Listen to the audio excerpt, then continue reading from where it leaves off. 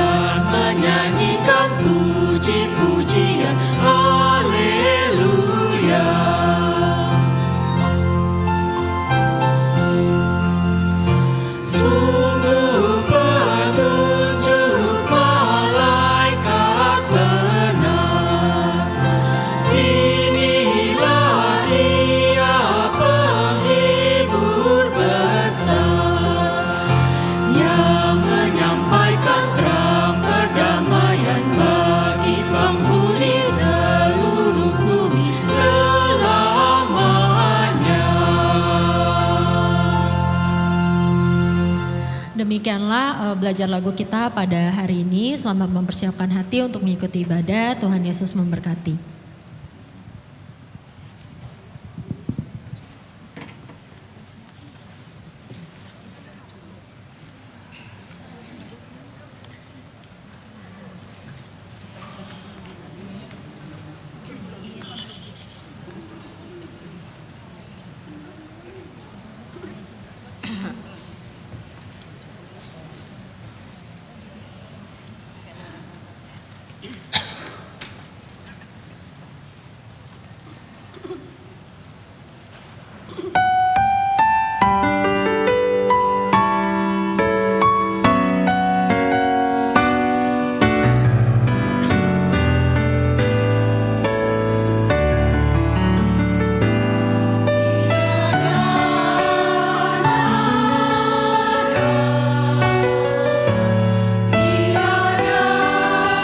So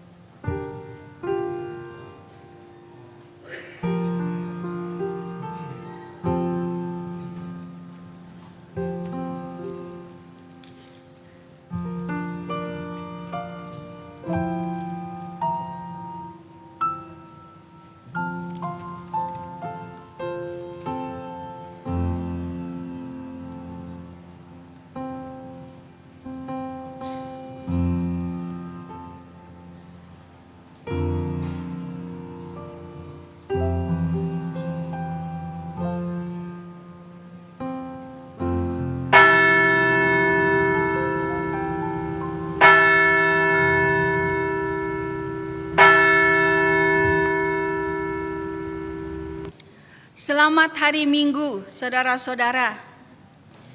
Kita masih berada dalam masa raya Natal. Tema kebaktian hari ini adalah makin disukai Allah dan sesama.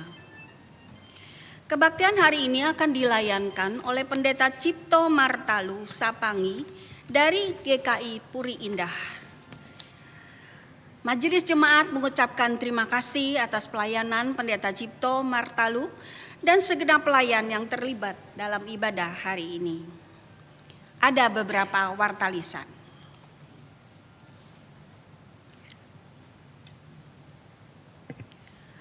Saudara terkasih, mari kita hadiri kebaktian akhir tahun bersyukur untuk semua penyertaan Tuhan sepanjang 2024 dalam perkenanan Tuhan akan kita lewati.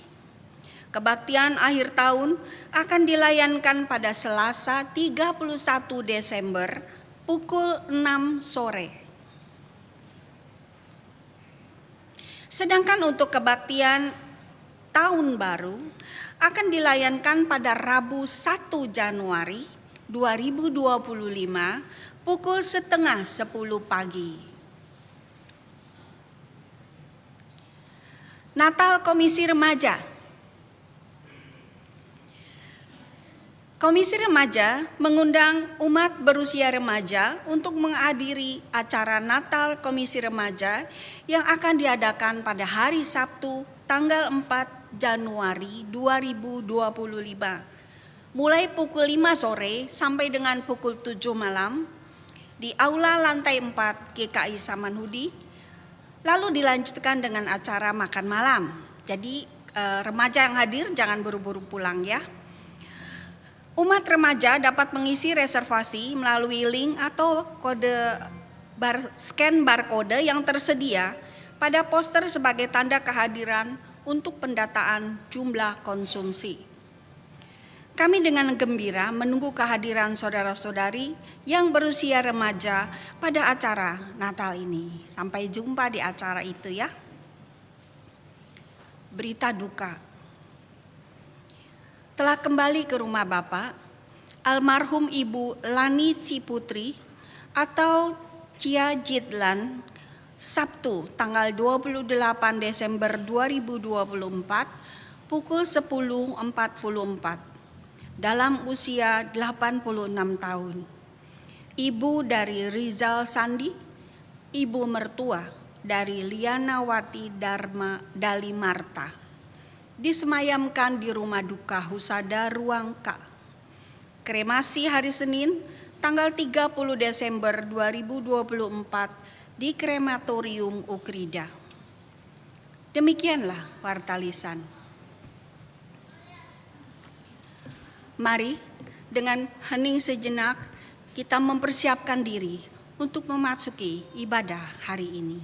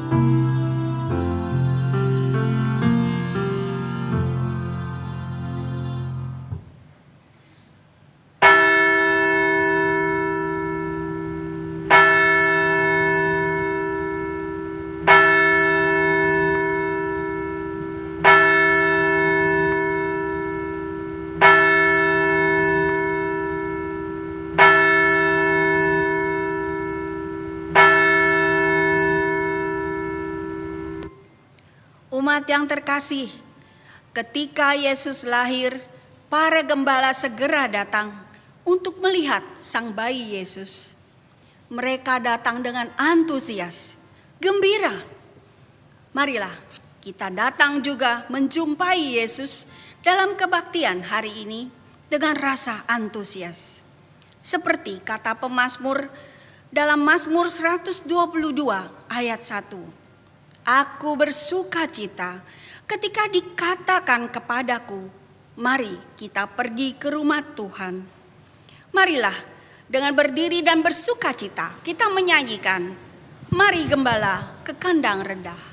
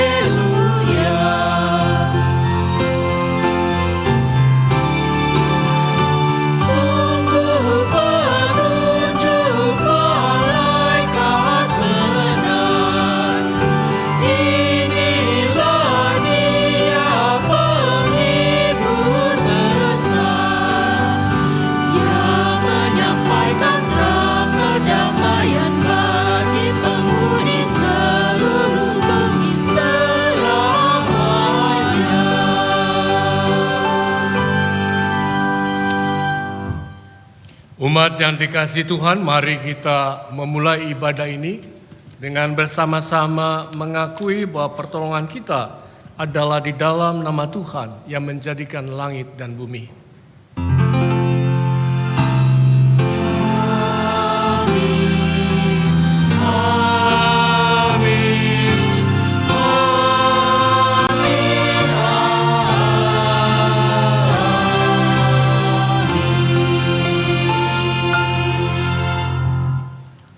Tuhan beserta saudara dan beserta saudara juga. Silakan duduk. Selamat pagi Bapak Ibu. Apa kabar? Selamat Natal buat kita semua. Salam dari Majelis Jemaat dan Jemaat GKI Purinda untuk Bapak Ibu yang ada dalam ibadah kesempatan hari ini. Umat kekasih Tuhan, hari ini kita akan merenungkan tentang Yesus setelah lahir dan berusia 12 tahun. Dikatakan Yesus makin disukai Allah dan sesama. Seseorang bisa disukai orang lain karena parasnya, kepandaian atau talentanya, karena kuasa atau segala miliknya. Namun bukan hal-hal lahiriah itu yang membuat Allah menyukai dirinya. Hidup kita akan disukai Allah dan manusia ketika hidup di jalan dengan hikmat, memiliki karakter yang luhur dan hati yang tulus dan lurus, seperti yang ada dalam 1 Samuel pasal 16 ayat 7b. Bukan seperti yang dilihat manusia, sebab manusia melihat apa yang di depan mata, tetapi Tuhan melihat hati. Apakah kita termasuk orang yang semakin hari semakin disukai Tuhan dan sesama karena kehidupan kita yang semakin baik? Ataukah sebaliknya, kita semakin dimusuhi orang dan semakin jauh dari Tuhan karena dosa dan kesalahan kita? Mari kita merenung dan mengakui dosa di hadapan Tuhan. Kita berdoa.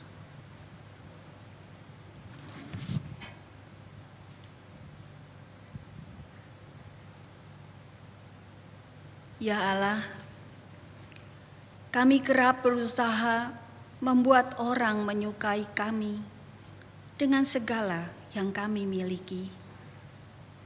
Namun, kami sadar semua itu tidak dapat membuat kami pantas disukai oleh-Mu. Engkau melihat hati. Engkau tahu ketika kami tidak berhati tulus dan tidak berjalan lurus. Engkau tahu ketika kata-kata kami mengecewakan dan menyakiti hati sesama. Ampunilah kami ya Tuhan. Ajarlah kami selalu belajar dari Tuhan Yesus, Sang Anak kecil, dengan hati penuh kasih, sehingga dapat berbuat hal-hal besar dan dikasihi oleh-Mu dan sesama manusia. Di dalam nama-Nya kami memohon pengakuan dosa ini. Amin.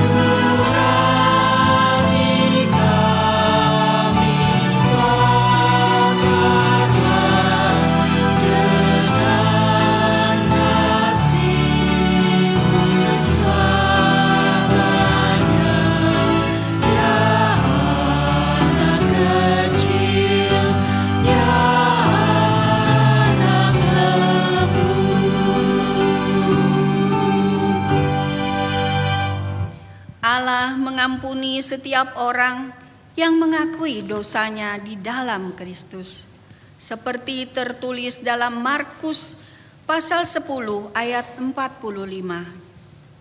Ketika Anak Manusia juga datang, bukan untuk dilayani, melainkan untuk melayani, dan untuk memberikan nyawanya menjadi tebusan bagi banyak orang. Di dalam Kristus engkau telah diampuni. Di dalam Kristus engkau pun telah diampuni. Damai Kristus bagimu. Damai Kristus bagimu juga. Mari kita saling memberi salam damai.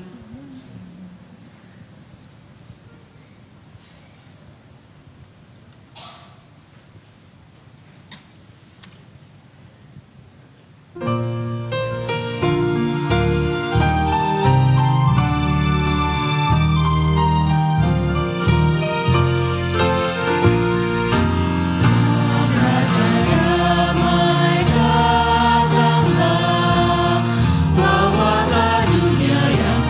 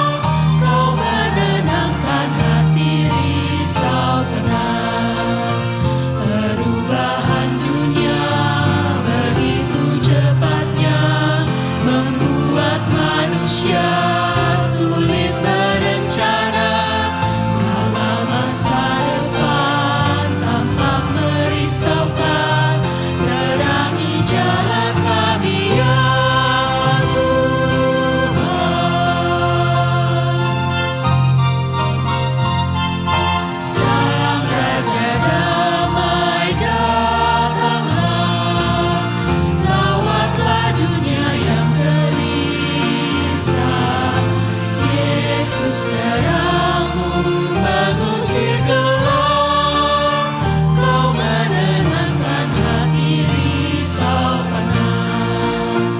Perang antar bangsa semakin melanda, membawa derita dan menebar benci. Kirimlah ya Tuhan damai sejahtera, datang dan pulihkanlah dunia.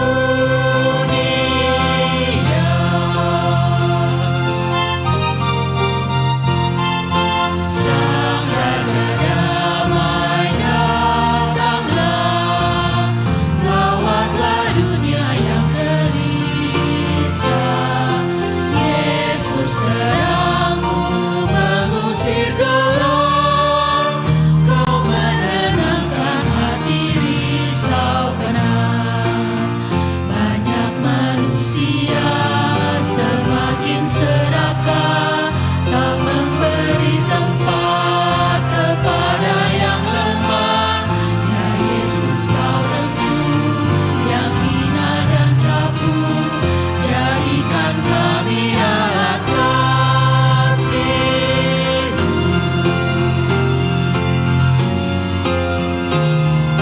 Sang Raja damai datanglah, lawatlah dunia yang gelisah. Yesus terangmu mengusir gelap, kau menenangkan hati risau penat.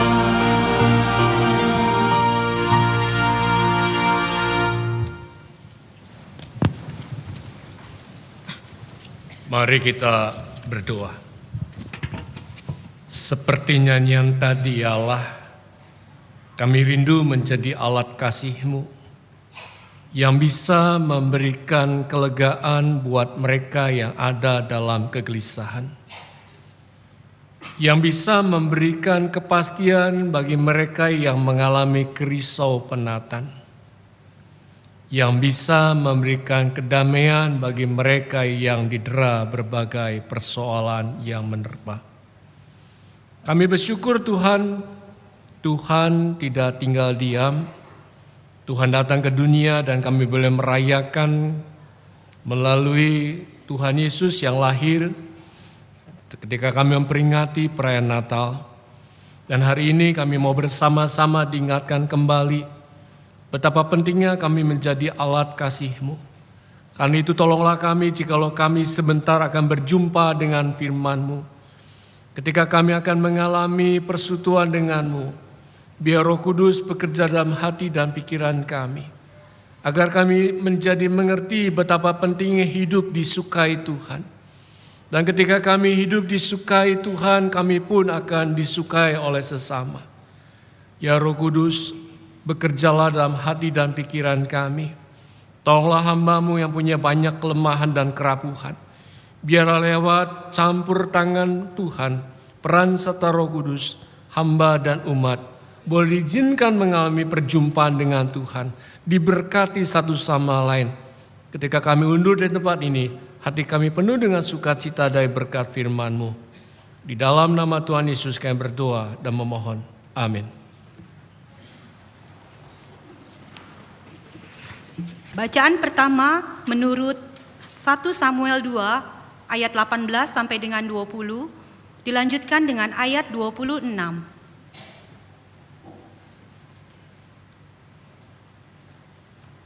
Adapun Samuel menjadi pelayan di hadapan Tuhan.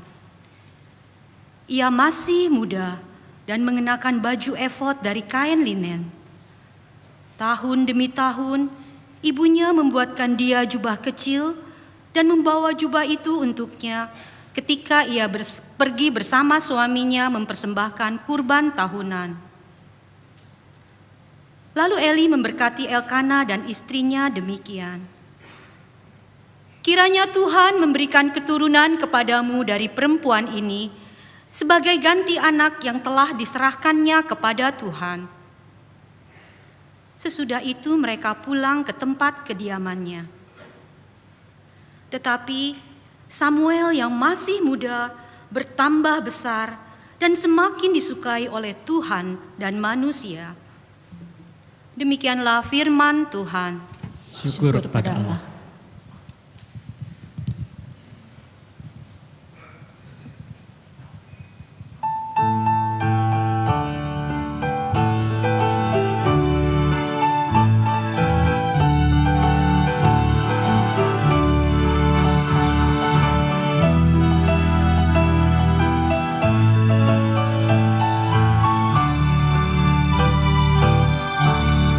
Baiklah semuanya memuji Tuhan, sebab Dia memberi perintah semua tercipta.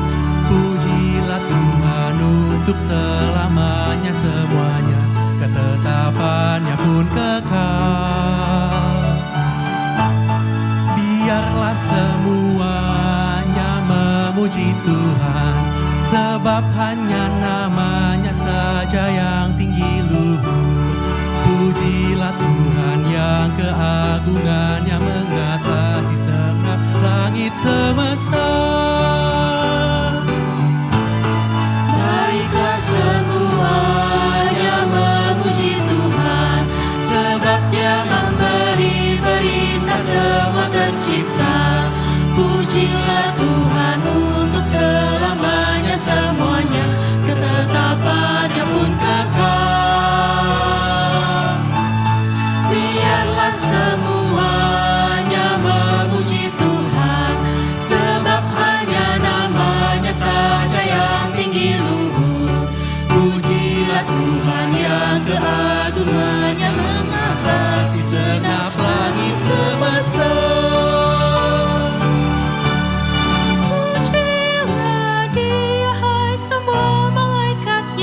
Pujilah Dia, hai tentaranya. Pujilah Dia, hai matahari dan bulan. Pujilah Dia, hai bintang-bintang. Pujilah Tuhan, hai langit yang mengatasi langit di atas langit. Pujilah Dia, hai air di atas langit. Puji Tuhan di surga. Baiklah semuanya memuji Tuhan, sebab Dia memberi perintah semua tercipta. Pujilah Tuhan untuk selamanya semuanya, ketetapannya pun kekal. Biarlah semuanya memuji Tuhan, sebab hanya namanya saja yang tinggi luhur. Pujilah Tuhan yang keagungannya mengatasi segenap langit semesta. Pujilah Tuhan, hai ular-ular naga dan segenap samudra raya. Pujilah Dia, hai api salju hujanes, hai kabut dan hai angin badai. Pujilah Tuhan, hai binatang yang liar, melata dan segala hewan. Pujilah Dia, hai burung-burung yang terbang. Puji Tuhan di bumi. Baiklah semuanya memuji Tuhan, sebab Dia memberi perintah semua tercipta. Pujilah Tuhan untuk selamanya semuanya, ketetapannya pun kekal. Biarlah semuanya memuji Tuhan, sebab hanya namanya saja yang tinggi luhur. Pujilah Tuhan yang keagungannya mengatasi segenap langit semesta. Pujilah Tuhan, hai raja-raja bumi. Pujilah Dia, hai bangsa-bangsa. Pujilah Tuhan, wahai para pembesar, wahai pemerintah di dunia. Pujilah Tuhan, wahai para teruna, hai anak-anak dahara. Hai orang tua dan anak-anak muda, puji Tuhan di bumi. Baiklah semuanya memuji Tuhan, sebab Dia memberi perintah semua tercipta. Pujilah Tuhan untuk selamanya semuanya, ketetapannya pun kekal. Biarlah semuanya memuji Tuhan, sebab hanya namanya saja yang tinggi luhur. Pujilah Tuhan yang keagungan yang mengatasi segenap langit semesta.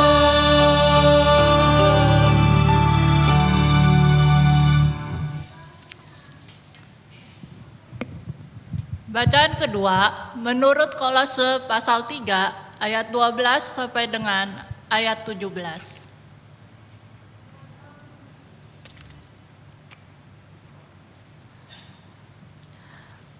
Karena itu, sebagai orang-orang pilihan Allah yang dikuduskan dan dikasihinya, kenakanlah belas kasihan, kemurahan, kerendahan hati, kelemah lembutan, dan kesabaran. Sabarlah kamu seorang terhadap yang lain, dan ampunilah seorang akan yang lain apabila yang seorang mempunyai keluhan terhadap yang lain. Sama seperti Tuhan telah mengampuni kamu, perbuatlah juga demikian. Di atas semuanya itu, kenakanlah kasih sebagai pengikat yang mempersatukan dan menyempurnakan. Hendaklah damai sejahtera Kristus memerintah dalam hatimu, karena untuk itulah kamu telah dipanggil dalam satu tubuh, dan bersyukurlah. Hendaklah perkataan Kristus tinggal dengan limpahnya di antara kamu, sehingga kamu dengan segala hikmat mengajar dan menegur seorang akan yang lain, dan sambil menyanyikan mazmur, puji-pujian, dan nyanyian rohani, kamu mengucap syukur kepada Allah di dalam hatimu. Segala sesuatu yang kamu lakukan dengan perkataan atau perbuatan, lakukanlah semuanya itu dalam nama Tuhan Yesus, sambil mengucap syukur melalui Dia kepada Allah Bapa. Demikianlah firman Tuhan. Syukur kepada Allah.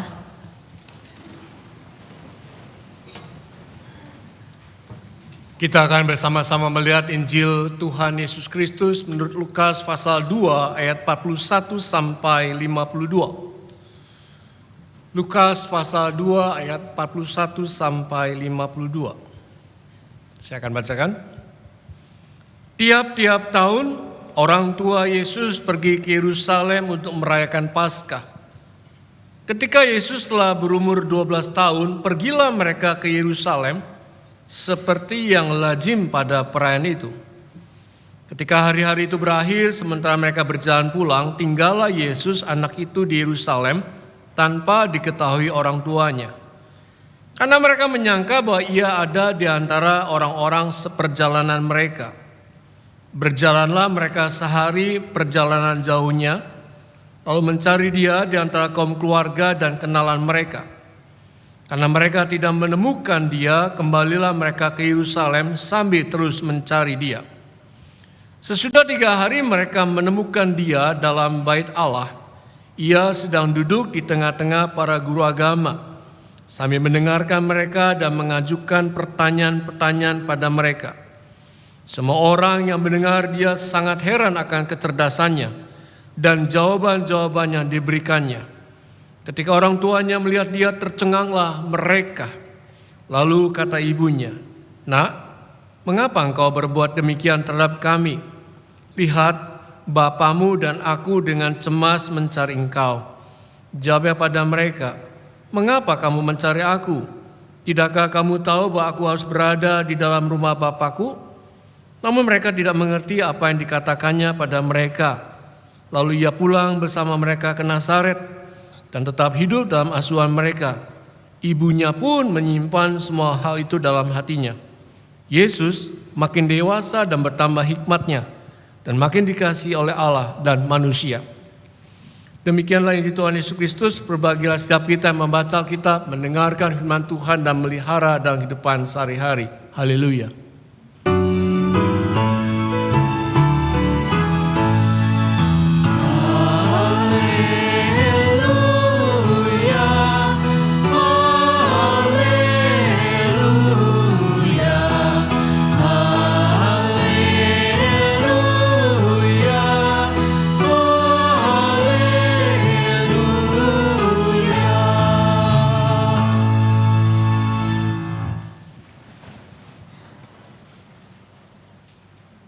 Saudara-saudara yang kasih Tuhan, seorang pengamat politik bernama Salim Said, dia pernah menyampaikan opininya tentang bangsa-bangsa.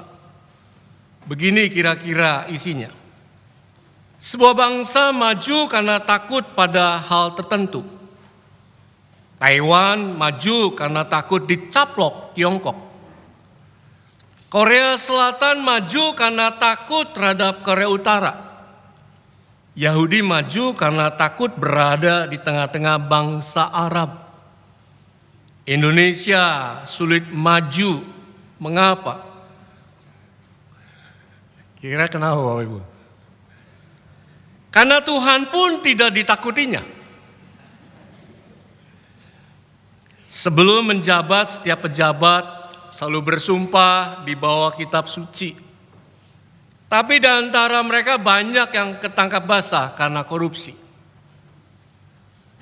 Saudara-saudara, itulah kecenderungan manusia. Sebagaimana banyak terlihat di masyarakat. Suka menampilkan yang baik. Suka menampilkan yang indah. Suka menampilkan yang mempesona. Tetapi di hadapan Tuhan tidak ada yang bisa tersembunyi. Tapi seringkali mereka suka berpura-pura, suka bersandiwara. Orang ini kelihatannya sepertinya suci, tapi sebenarnya hobinya korupsi. Terkesan rohani, tapi sebenarnya budak nafsu duniawi. Bapak Ibu, ini juga yang kita jumpai dalam diri Hofni dan Pinehas kalau kita baca 1 Samuel pasal 2 ayat 22. Sebagai orang muda maka anak-anak Eli ini melakukan perbuatan dursila. Mereka mengambil bagian persembahan yang seharusnya untuk imam. Dan ini jelas tidak berkenan di hadapan Tuhan. Dan menjadikan orang-orang Israel yang hendak mempersembahkan korban persembahan pun menjadi tidak nyaman. Karena melihat perilaku daripada anak-anak Imam Eli. Mereka bukan hanya saja mengambil bagiannya, bukan menjadi bagiannya. Tetapi juga mereka melakukan perbuatan asusila. Dengan perempuan-perempuan yang bukan pasangannya. Sebenarnya Imam Eli tahu gak sih Bapak Ibu? Harusnya tahu dan memang tahu. Tapi sayangnya ia sama sekali tidak mau tahu. Ia tidak menegur, ia tidak memarahi, ia tidak memberi hukuman tapi membiarkan. Hingga akhirnya anak-anak menjadi semakin menjadi-jadi. Imam Eli dan kedua anak tidak menundukkan diri kepada Tuhan sebagai pelayan Tuhan. Secara perform kelihatannya mereka baik-baik saja dan rohaniwan. Tapi di balik itu semua sebenarnya pribadi mereka tidak disukai oleh Tuhan dan tidak disukai oleh sesamanya. Saudara-saudara, beda halnya dengan Samuel. Samuel muda tumbuh di tengah-tengah lingkungan yang tidak kondusif. Samuel muda tumbuh ketika Imam Eli hilang wibawanya. Ketika Samuel berada di bait Allah, berinteraksi dengan anak-anak Imam Eli. Apa yang menarik Bapak Ibu? Samuel sama sekali tidak terkontaminasi. Samuel sama sekali tidak terpolusi. Samuel tetap fokus pada Allah. Samuel tetap patuh kepada Allah. Samuel tetap menempatkan relasinya dengan bertanggung jawab pada Allah. Ini semua semata-mata tidak terlepas karena kedua orang tuanya yang bukan hanya menyerahkan Samuel ke bait Allah di bawah bimbingan Imam Eli, tetapi kedua orang tuanya juga mendoakan. Sehingga setiap kali ada kunjungan pasti kedua orang tuanya mengingatkan dan menyadarkan. Pengaruh-pengaruh positif inilah membuat Samuel tumbuh memiliki integritas. Baik di hadapan umat, di hadapan Tuhan tetap sama kualitasnya. Hidupnya tetap baik. Dan ini yang membuat Samuel muda mendapatkan kasih Tuhan. Dicintai Tuhan, dicintai oleh sesama. Saudara-saudara, demikian pula dengan Tuhan Yesus dalam baca Alkitab kita dalam Lukas pasal 2 ayat 41 sampai 52. Kalau kita perhatikan maka bagian ini cerita kehidupan Yesus pada masa kanak-kanak. Penulis Injil Lukas menaruh perhatian pada pertumbuhan Yesus yang muda terkait dengan relasinya di tengah-tengah orang Yahudi. Kita melihat bahwa Yesus diajak kedua orang tuanya ke Yerusalem untuk bersama-sama merayakan Paskah Yahudi. Dan dalam tatanan agama Yahudi, laki-laki dewasa wajib ziarah ke Yerusalem 3 kali dalam 1 tahun. Untuk apa? Untuk mengikuti 3 perayaan besar agama. Dan bagi yang tempat tinggalnya jauh dari Yerusalem, seperti Maria dan Yusuf, biasanya hanya sekali saja ke Yerusalem setiap tahunnya, yaitu pada hari raya Paskah Yahudi. Di sini kita melihat tampaknya orang tua Yesus ini rutin mengikuti perayaan Paskah di Yerusalem setiap tahun. Mereka digambarkan sebagai keluarga yang taat, keluarga yang mengikuti aturan hukum Taurat, termasuk juga melatih sejak awal anak mereka melakukan kewajiban agamanya. Pada usia 13 tahun, seorang anak laki-laki menjadi bar mitzwah. Bar mitzwah artinya putra hukum.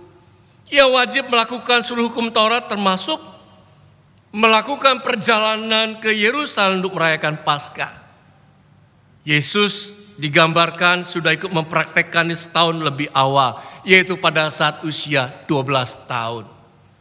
Pada saat Yesus berada di tengah-tengah guru agama Yahudi, maka di sana Yesus berlaku sebagai murid yang baik. Dia mendengarkan, Yesus juga bertanya dan metode yang sangat dialogis.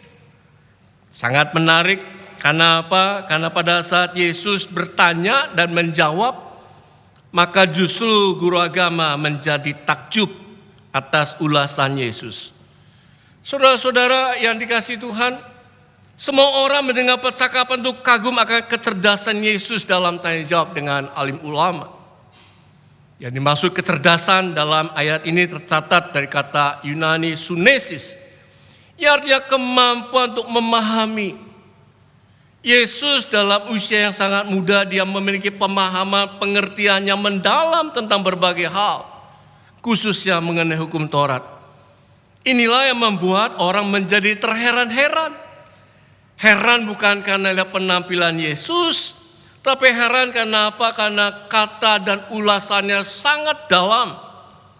Bagi orang banyak, apa yang dilakukan Yesus sebagai seorang anak berusia 12 tahun adalah sesuatu yang di luar nalar. Sesuatu yang tidak masuk akal, sehingga menimbulkan keheranan. Sebaliknya Bapak Ibu, orang tua Yesus justru tercengang-cengang ketika Yesus bisa ada di rumah bait Allah.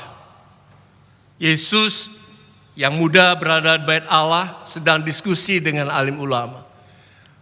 Rasanya jarang orang teenager dalam usia yang sangat muda, 12 tahun, senang ketemu dengan para alim ulama. Kalau tidak ada panggilan rasanya susah ya Bapak Ibu ya. Saudara-saudara yang kasih Tuhan, kata tercengang di sini diartikan diserang keterkejutan karena tidak habis pikir. Dan orang tua Yesus tidak mengerti mengapa Yesus tetap berada dan tinggal di Bait Allah, tempat Yesus diserahkan saat kecil. Lalu apa yang menarik di sini? Yang menarik Bapak Ibu, ketika Maria dan Yusuf mencemaskannya, Yesus justru menjawab di dalam ayat 49. Mengapa kamu mencari aku? Tidakkah kamu tahu bahwa aku harus berada dalam rumah Bapakku? Andai kata kita yang jadi orang tua Yesus mendengarkan celetukan Yesus seperti itu, marah atau enggak?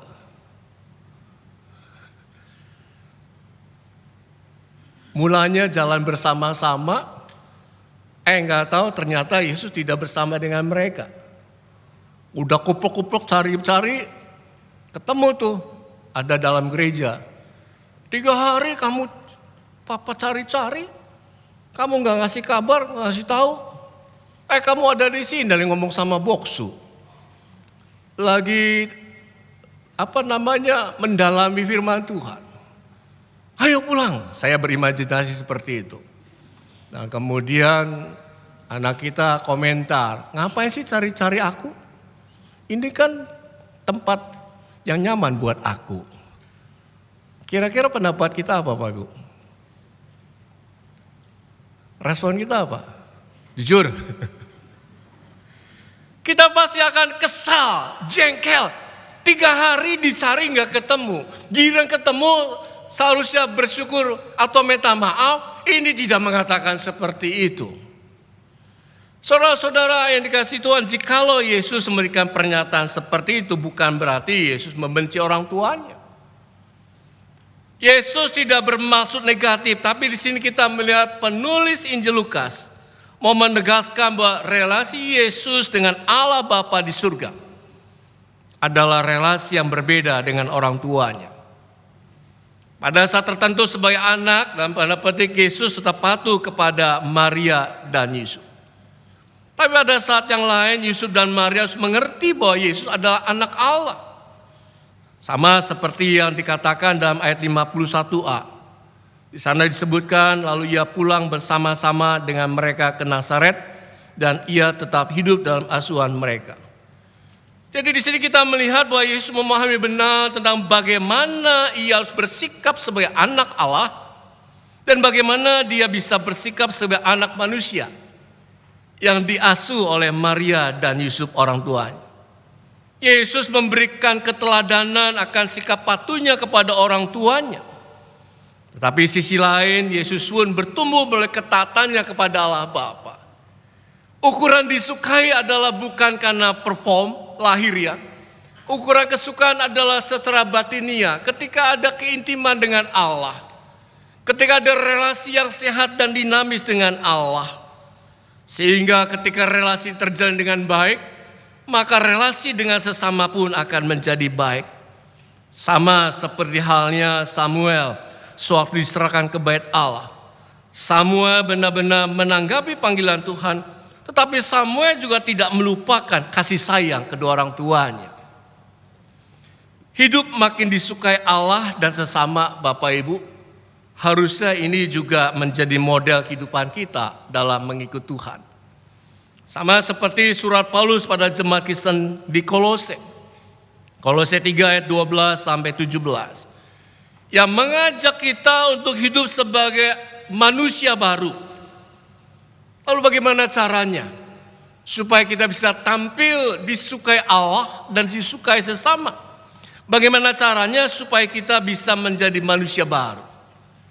Maka di sini Paulus mengingatkan kita agar kita hendaknya mengenakan belas kasihan, mengenakan kemurahan, kerendahan hati, kelemah lembut dan kesabaran. Dan di atas semuanya itu kita perlu mengenakan kasih sebagai pengikat yang mempersatukan dan yang menyempurnakan. Model dan cara hidup seperti inilah Bapak Ibu yang bisa menginspirasi dan memberkati banyak orang. Saudara-saudara yang kasih Tuhan, Siapa darah kita yang dalam hidupnya tidak ingin disukai oleh Tuhan dan tidak ingin disukai oleh sesama? Ada nggak? Angkat tangan. Yang tidak ingin disukai Tuhan, yang tidak ingin disukai sesama, angkat tangan. Yang ingin disukai Tuhan, yang ingin disukai sesama, angkat tangan. Yang nggak angkat tangan jadi siapapun kita, Bapak Ibu, pasti kita ingin hidup ini disukai Tuhan, disukai sesama. Tetapi masalahnya adalah kehadiran media sosial belakangan ini, maka seringkali orang memilih jalan pintas supaya cepat disukai sesama dulu baru berpikir disukai oleh Tuhan. Karena itu maka seringkali para netizen, seringkali kita dimanapun kita berada, kita menjadi pelaku flexing. Kalau Bapak Ibu jalan-jalan di tempat wisata, kalau Ibu lagi makan-makan di salah satu atau lagi kulineran, setelah di tempat itu atau setelah mendapatkan menu dan dapat makanan, biasanya apa yang mau Bapak Ibu lakukan? Foto kan? Bener gak? Kita foto dulu, lalu kita post, update status. Kalau kita foto sama-sama, pertama kali pada saat foto, setelah tahu fotonya, yang pertama kali dicari foto siapa? Diri sendiri apa tetangga atau pendetanya? Diri sendiri. Kenapa diri sendiri? Karena apa, Bapak Ibu? Kita senang. Karena apa? Melihat diri sendiri. Tapi kalau pada saat foto bersama-sama, supaya senang dilihat, posisinya lurus apa miring? Kalau kita foto sama-sama nih, fotonya madep ke depan atau foto miring? Ibu-ibu senangnya miring apa hadap depan? Siapa yang hadap ke depan? Kalau yang belum menikah pasti hadap depan. Tapi kalau sudah menikah,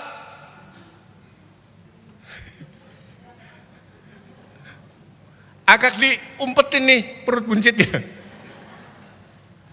Kenapa? Karena memang subjek kita adalah aku dan aku. Sehingga pada saat kita di gereja pun, kelihatannya kita baca Alkitab di handphone. Tapi sebenarnya kita lagi update status. Sehingga apa? Kita mendapatkan tanda like. Kita menjadi disukai karena follower kita banyak. Bahkan Bapak Ibu, demi disukai banyak orang, kita bukannya saja menjadi pelaku flexing, tetapi juga menjadi pelaku doxing. Kita menyebarkan informasi pribadi secara publik. Saya lagi menangani seorang pemuda yang memang seringkali melakukan doxing. Pada saat saya tidak mengenal orang muda itu, saya komentar itu di media sosial. Bahasanya vulgar, menakutkan, menyeramkan. Dan ketika saya merespon, memberikan nasihat, kayak api kena minyak, ditanggepin loh. Malah dijelek-jelekin. Bukan hanya pribadi yang di blow up, tapi pendetanya juga dijelek-jelekin. Tuh lihat. Ya. Jadi akhirnya apa yang saya lakukan? Saya mengkomentari dia tidak di media sosial. Tapi saya tetap memanggil dia. Itulah doxing. Supaya apa? Ketika direspon, dia merasa disukai, dia membuat statement lagi. Dan belakangan ini muncul lagi itu di media sosial lagi. Dan kemudian ada beberapa orang mengingatkan, Pak Cipto buat diomong itu orang, malu-maluin aja. Saya cuma memberi nasihat kepada orang yang memberi masukan buat saya. Jangan dikomentari di media sosial. Karena kalau di komentari dia tambah senang tuh, dia cerita lagi itu kejelekan seseorang. Cara yang seperti ini mungkin menimbulkan kepuasan buat kita. Karena apa? Karena banyak orang berespon, sepertinya orang berespon itu berpihak kepada kita. Tetapi di mata Tuhan, Tuhan tidak suka. Karena itu dalam kesempatan ini kita melalui teladan Samuel dan Yesus. Kita diingatkan kembali ketika kita mengalami kasih Allah, ketika Yesus menyelamatkan kita, ketika kita disukai oleh Allah, maka kita pun diajak untuk berpikir lebih kritis terhadap hidup dan masalah kehidupan yang kita hadapi. Jikalau Yesus dan Samuel bisa menempatkan diri sehingga menjadi berkat, maka Bapak Ibu dan saya pun bisa menjadi disukai Allah dan sesama. Karena itu Bapak Ibu, hidup yang disukai Allah dan sesama adalah 3 hal perlu kita lakukan. Yang pertama, hidup tidak hanya mencari tanda like, tetapi mari kita juga berani menolak sesuatu yang tidak disukai Allah. Lebih baik kita tidak disukai manusia tapi disukai oleh Allah, daripada kita disukai oleh manusia tapi tidak disukai Allah. Pengennya sih disukai Allah, disukai sesama bukan? Tetapi mari kita belajar juga untuk menolak sesuatu yang tidak disukai Allah, agar kita menjadi pribadi yang disukai Allah dan disukai oleh sesama. Dan yang kedua, hidup kita tidak hanya soal berrelasi dengan Allah dan sesama, tapi marilah kita juga bertransformasi dengan Allah yang menyukai kita. Ketika kita mau bertransformasi dengan Allah yang menyukai kita, maka kita pun mau melakukan transformasi buat orang yang berinteraksi dengan kita. Jangan nunggu orang lain berubah, tapi mari kita mengubah diri kita, agar orang lain yang berinteraksi dengan kita diberkati lewat perubahan hidup kita yang positif. Dan yang terakhir, hidup kita tidak hanya menginspirasi, tetapi marilah kita juga bersaksi untuk menjadi terang dan garam dunia. Tidak hanya sekedar menjadi Kristen hari Minggu, tapi menjadilah Kristen setiap hari. Kristen yang memberikan terang yang menguatkan, terang yang memberikan harapan, terang yang meneguhkan. Dia adalah Kristen yang membawa perubahan seperti garam yang membawa perubahan. Amin.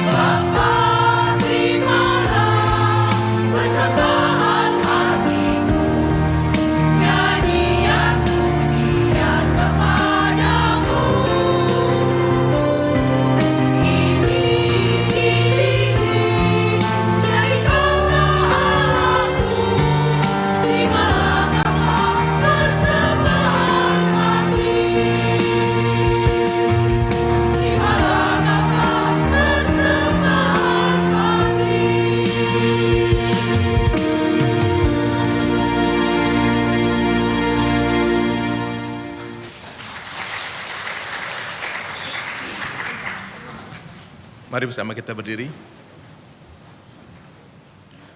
Bersama dengan umat Allah di masa lalu, masa kini, dan masa depan, marilah kita bersama-sama mengingat janji baptisan kita dengan mengikrarkan pengakuan iman rasuli. Aku percaya kepada Allah, Bapa yang Maha Kuasa, Khalik langit dan bumi, dan kepada Yesus Kristus, anaknya yang tunggal Tuhan kita, yang dikandung dari Roh Kudus, lahir dari anak darah Maria, yang menderita sengsara di bawah pemerintahan Pontius Pilatus, disalibkan, mati dan dikuburkan, turun ke dalam kerajaan maut. Pada hari yang ketiga, bangkit pula dari antara orang mati, naik ke surga, duduk di sebelah kanan Allah, Bapa yang Maha Kuasa, dan dari sana Ia akan datang untuk menghakimi orang yang hidup dan yang mati. Aku percaya kepada Roh Kudus, gereja yang kudus dan am, persekutuan orang kudus, pengampunan dosa, kebangkitan orang mati, dan hidup yang kekal. Amin. Silakan duduk, saudara. Mari kita bersatu hati dalam doa syafaat. Bapa yang baik, berulang kali di hadapan Engkau kami menyatakan pertobatan kami. Tapi berulang kali juga kami mengkhianati pernyataan kami. Berulang kali kami menyatakan tekad dan janji kami untuk menjadi manusia baru. Tapi berulang kali juga kami menodai komitmen kami. Kami bersyukur bahwa sekalipun kami menodai cinta Tuhan, tapi Tuhan tetap mencari kami, menghampiri kami, merangkul, memeluk kami. Natal adalah bukti bahwa Tuhan peduli dan mencintai kami. Natal adalah bukti bahwa Tuhan menginginkan kami boleh bisa menghidupi iman, menghidupi kehidupan spiritualitas, hidup yang semakin hari, hidup yang semakin disukai Tuhan. Hidup yang tidak kompromi dengan dosa. Hidup yang berani mengatakan tidak kepada dosa. Hidup yang mau patuh kepada Tuhan. Hidup yang mau intim dalam membangun relasi dengan Tuhan. Sehingga ketika hidup ini kami isi dengan relasi yang sehat dengan Tuhan, maka Tuhan juga menolong memampukan kami sehingga kami menjadi pribadi yang berdampak. Pribadi yang disukai oleh sesama kami bukan karena kehebatan kami, disukai oleh orang lain bukan karena kelebihan-kelebihan kami, disukai oleh orang lain bukan karena kepandaian kami, disukai oleh orang lain bukan karena status kami, disukai oleh orang lain karena di dalam kami ada Tuhan Yesus yang membuat kami berubah, yang membuat kami bertumbuh, yang membuat kami berbuah. Karena itu Bapa, tolonglah kami agar kami terus melalui peran serta Roh Kudus, kami bisa menjadi pribadi yang disukai Tuhan dan disukai sesama. Sehingga nama Tuhan dimuliakan. Karena itu juga kami berdoa untuk sahabat kami, saudara kami yang sedang punya pergumulan dengan kesehatan.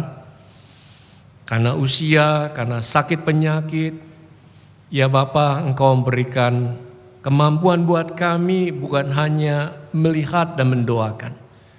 Mampukan kami untuk mengunjungi mereka, menyapa mereka, memberikan semangat buat mereka, menjadi pendoa sahabat buat mereka. Berkati keluarga yang melayani, merawat, berikan kesabaran dan kesehatan ekstra.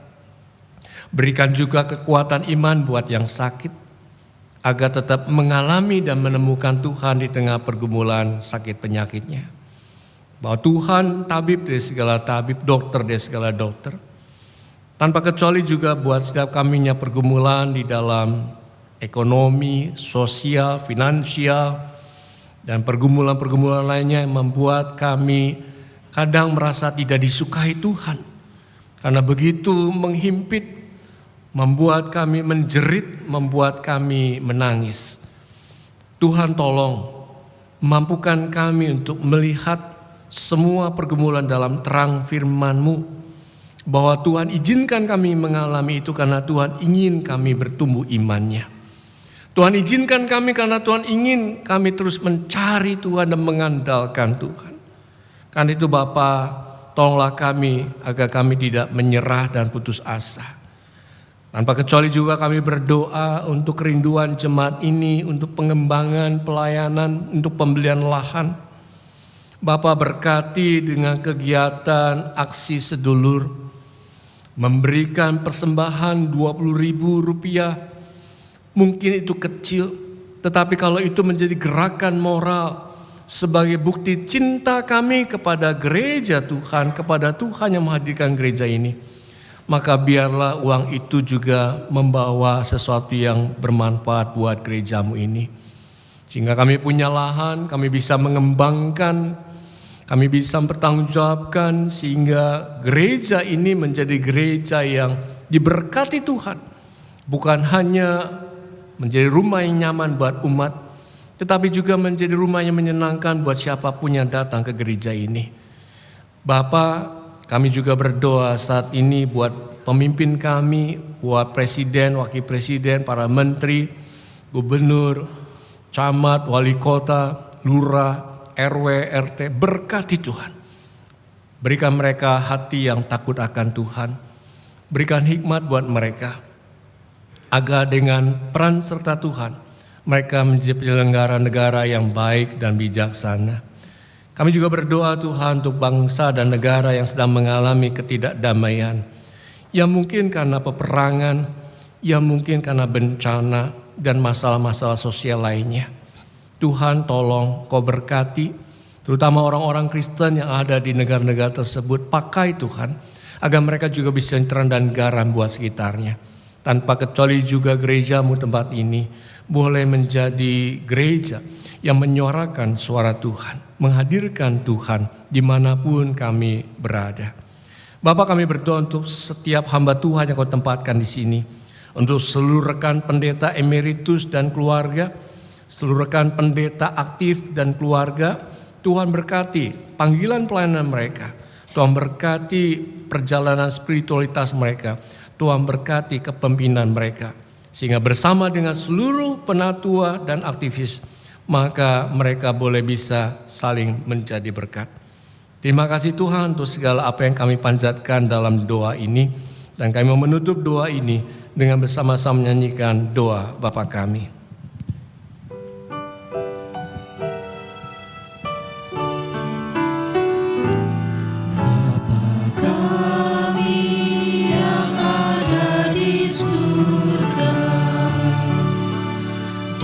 Kuduskanlah nama-Mu, datanglah kerajaan-Mu, jadilah kehendak-Mu di bumi seperti di surga. Beri kami hari ini makanan yang secukupnya, ampuni salah kami seperti kami mengampuni yang bersalah pada kami. Jangan bawa kami dalam pencobaan, namun lepaskan kami dari yang jahat.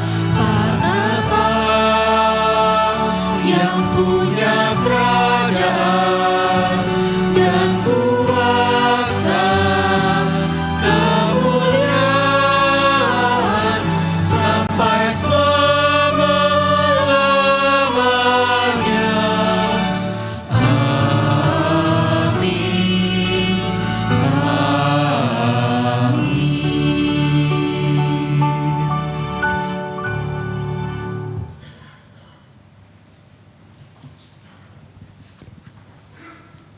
Saudara sekalian, kini saatnya bagi kita untuk mengungkapkan syukur atas pemeliharaannya dengan memberikan persembahan yang telah kita persiapkan.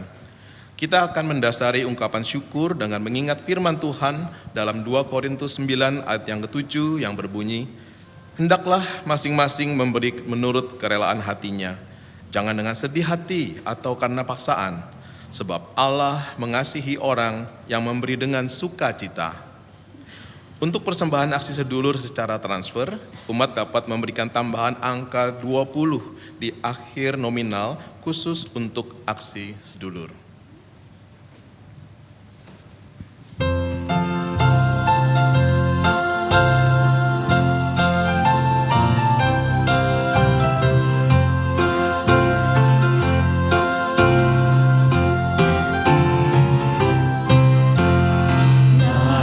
Kristus di dunia, bunyi-bunyian menyambut Dia. Lahir Kristus di dunia, puji Tuhan, haleluya. Janji lama telah genap, sabda Nabi pada masa lampau. Janji lama telah genap, zaman baru cerah tetap. Lahir Kristus di dunia, bunyi-bunyian menyambut Dia. Lahir Kristus di dunia, puji Tuhan, haleluya. Tercermin pada wajahnya kasih karunia yang ilahi. Tercermin pada wajahnya kemuliaan Bapanya. Lahir Kristus di dunia, bunyi-bunyian menyambut Dia.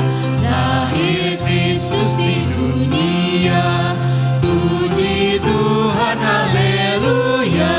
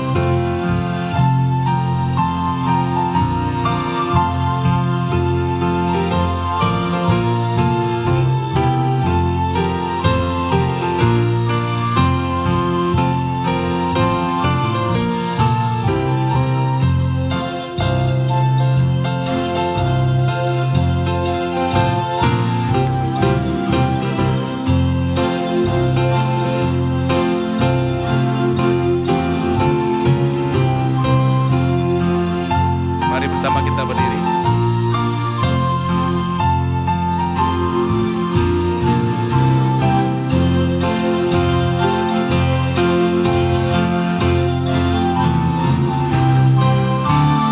Lahir Kristus di dunia, bunyi-bunyian menyambut Dia.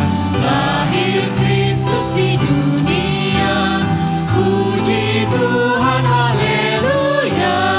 Kandang domba istananya, bahkan tatanya balungan hewan.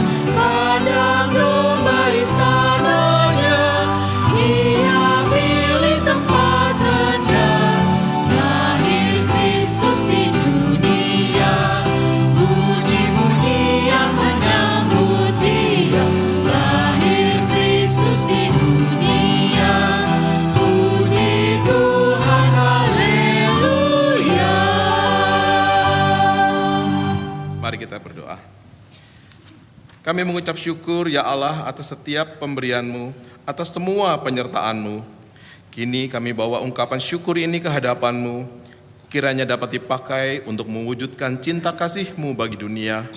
Dan ajarlah kami Tuhan untuk kami bisa memberikan hidup kami sebagai persembahan yang kudus dan berkenan kepadamu, menjadi terang dan garam bagi sesama kami.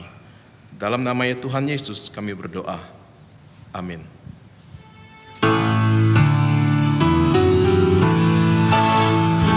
Pujilah Halik semesta,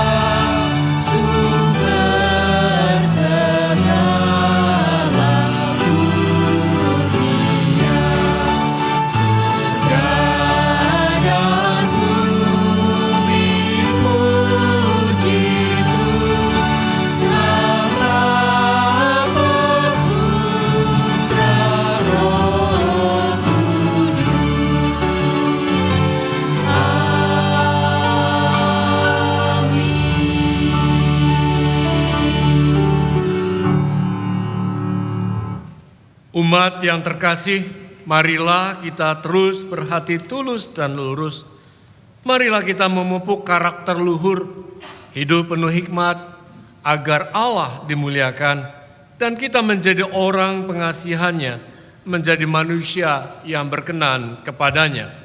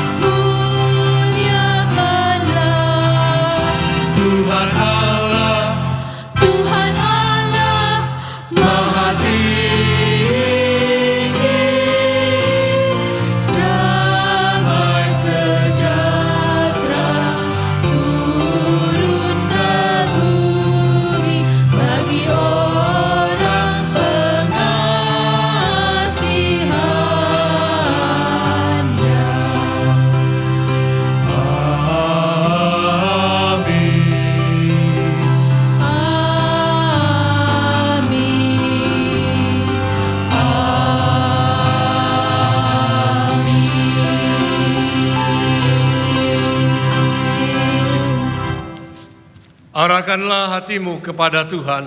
Kami merahkan hati kami kepada Tuhan. Jadilah saksi Kristus. Syukur kepada Allah. Terpujilah Tuhan. Kini dan selamanya. Ulang dan terimalah berkat Tuhan. Anugerah dari Allah Bapa, kehadiran Kristus Sang Raja Damai, dan bimbingan Roh Kudus memampukan saudara untuk makin mencintai Allah dan sesama dari sekarang sampai Kristus datang.